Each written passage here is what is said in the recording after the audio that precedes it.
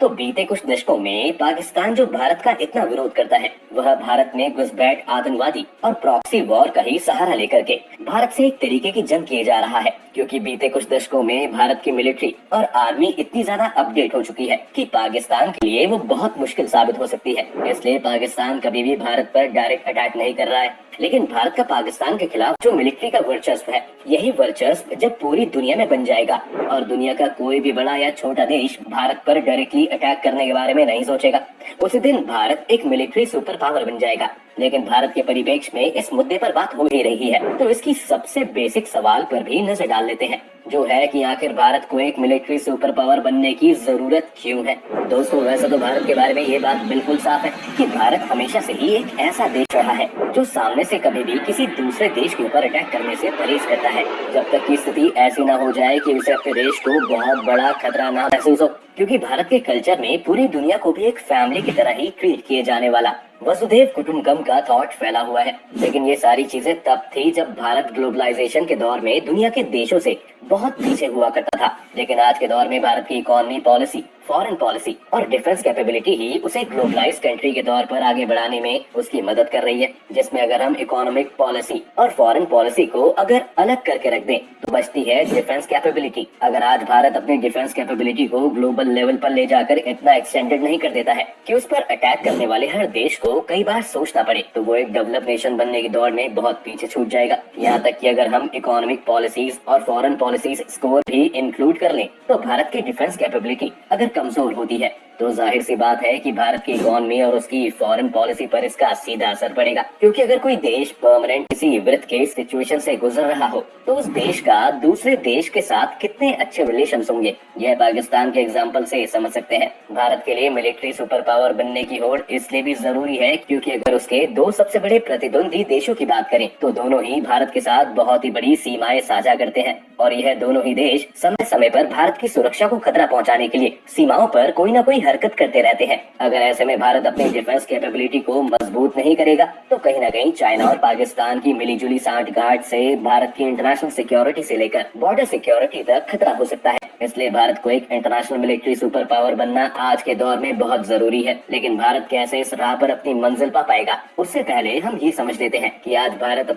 Military power में कहाँ stand करता है, यानी भारत की अभी मिलिट्री कैपेबिलिटी क्या क्या है। तो दोस्तों, अगर हम 2022 के ग्लोबल फायर पावर इंडेक्स की बात करें तो उस समय भारत 14,55,000 एक्टिव सोल्जर्स के साथ दुनिया भर में चौथे नंबर पर स्टैंड करता है। साथ ही अगर एयरफोर्स की बात करें तो भारत के पास इस समय करीब 2,182 एयरक्राफ्ट मौजूद है। इसके अलावा आर्म्ड व्हीकल में भारत के पास करीब 12,000 व्हीकल्स की मौजूदगी है। और जंग के लिए सबसे ज्यादा जरूरी टैंक्स की बात करें तो इस समय इंडिया के पास करीब 4,600 से ज्यादा टैंक्स मौजूद है। इसके बाद बात भारत की नेवी की करें तो इस समय इंडियन नेवी के पास करीब 13 फ्रिगेट शिप्स और उसके साथ 10 डिस्ट्रॉयर शिप्स की मौजूदगी की बात भी की जाती है। आज इंडियन नेवी अपने 17 पनडुब्बियों के साथ भारत के अरब सागर से लेकर के बंगाल की खाड़ी तक फैली हुई है। और तो और आज भारत की नेवी के पास अपना खुद का 2 विमान वाहक पोत मौजूद है, जिसमें एक है आईएनएस विक्रमादित्य और दूसरा है आईएसी विक्रांत। इसी मिलिट्री स्ट्रेंथ की वजह से आज भारत से ऊपर सिर्फ 3 ही देश नजर आते हैं,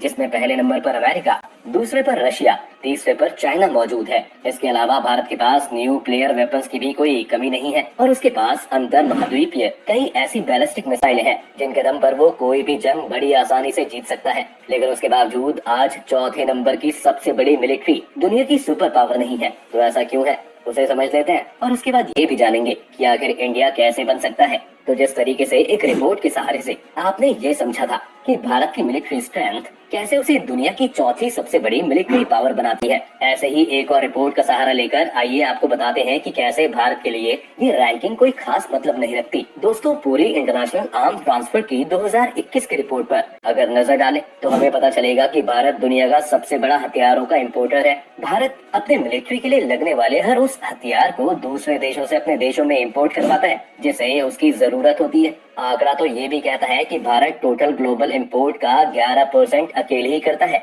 यानी कि दुनिया भर में जितने भी हथियार अलग अलग देशों के द्वारा इंपोर्ट किए जाते हैं उसमें 11% सिर्फ भारत की तरफ से होता है। ऐसा इसलिए क्योंकि हम अपने डिफेंस को मजबूत करने के लिए पूरे तरीके से दूसरे देशों पर डिपेंड करते हैं और हमारे यहाँ हथियारों की मैन्युफैक्चरिंग की कैपेबिलिटी अभी उतनी स्ट्रांग नहीं हुई है कि भारत पूरी तरीके से इस मामले में आत्मनिर्भर बन सके। अगर आप फिर से ग्लोबल फायर पावर इंडेक्स की रैंकिंग को देखेंगे तो भारत से ऊपर 3 जो सबसे बड़े देश नजर आ रहे हैं उनके साथ मिलिट्री सुपर पावर होने का नाम इसलिए भी जुड़ा है क्योंकि वो भारत से बिल्कुल अलग है। इसे ऐसे भी समझ सकते हैं कि इन तीनों देशों में हथियार बनाने की आत्मनिर्भरता बहुत पहले से ही डेवलप हो चुकी है और ये इसके लिए किसी दूसरे देश पर निर्भर नहीं करते। यहाँ तक कि यही तीनों देश आज दुनिया के सबसे बड़े हथियार एक्सपोर्टर बने हुए हैं और भारत भी अमेरिका और रशिया से ही सबसे ज्यादा हथियार इंपोर्ट करवाता है। अगर आपको इसे एक एग्जाम्पल से समझाना चाहे तो आज भारत का पूरा हवाई अड्डा जितना बड़ा है वो अमेरिका का महज 1/6 हिस्सा ही है। यानी अमेरिका के पास हमसे 6 गुना ज्यादा हवाई जत्था मौजूद है।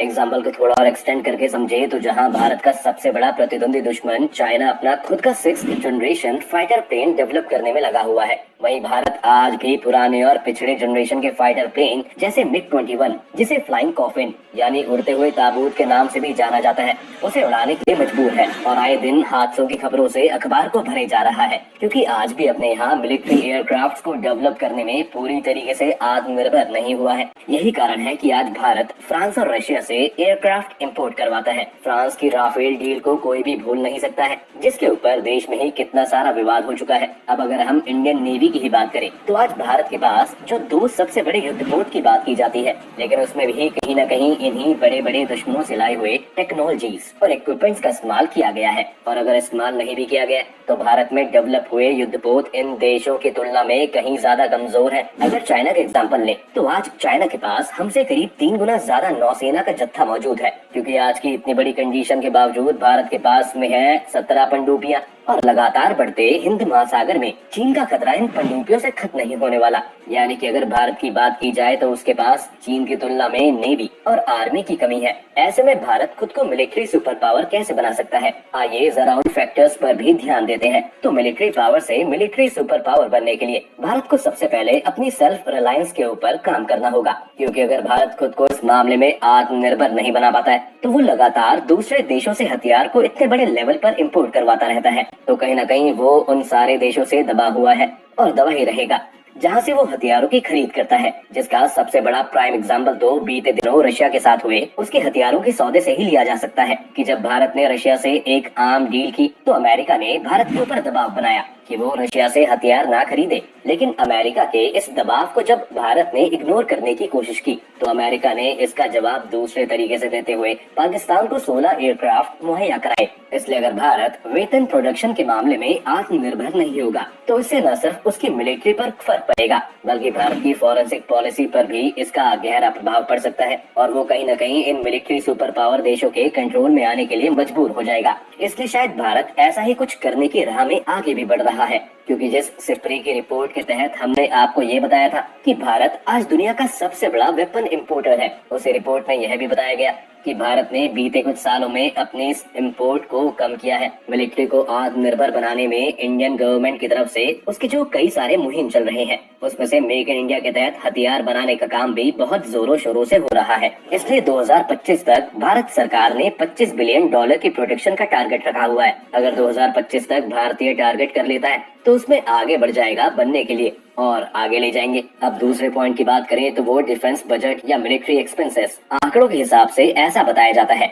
कि अमेरिका अपनी मिलिट्री पर करीब $732 बिलियन खर्च करता है तो वहीं चाइना अपनी मिलिट्री पर करीब $261 बिलियन का खर्च करता है। इस पहले और दूसरे पोजीशन पर अमेरिका और चाइना के बाद तीसरे पर भारत की बात आती है। लेकिन इसके बावजूद भारत की जो मिलिट्री एक्सपेंसेस है वो सिर्फ और सिर्फ $72 बिलियन ही है जो कि चाइना और अमेरिका की तुलना में कुछ भी नहीं है। अब ऐसे में अगर भारत को मिलिट्री सुपर पावर बनना है तो उसे कहीं न कहीं अपने डिफेंस बजट को ग्रेजुअली बढ़ाना होगा और आने वाले कुछ सालों में टारगेट रखना पड़ेगा कि भारत की जीडीपी का एक अच्छा खासा हिस्सा उसके डिफेंस बजट को ही दिया जाए ताकि भारत पैसे की कमी की वजह से अपनी मिलिट्री को सुपर पावर बनने से रह न जाए। इसलिए भारत को अपने डिफेंस बजट को बढ़ाने के साथ ही साथ डिफेंस बेस्ड R&D और टेक्नोलॉजी पर भी लगातार काम करना होगा और कहीं न कहीं उसे इस बात पर भी ध्यान देना होगा कि बतौर सोल्जर जो लोग भारत की सुरक्षा के लिए लगातार काम कर रहे हैं, उन्हें किसी भी तरीके की सैलरी की दिक्कत ना हो, ताकि देश की सुरक्षा के काम में पैसे की कमी को सोचते हुए कहीं वो पीछे न रह जाएं। इसलिए सैन्य महाशक्ति बनने के लिए आत्मनिर्भरता और डिफेंस बजट पर काम करना होगा,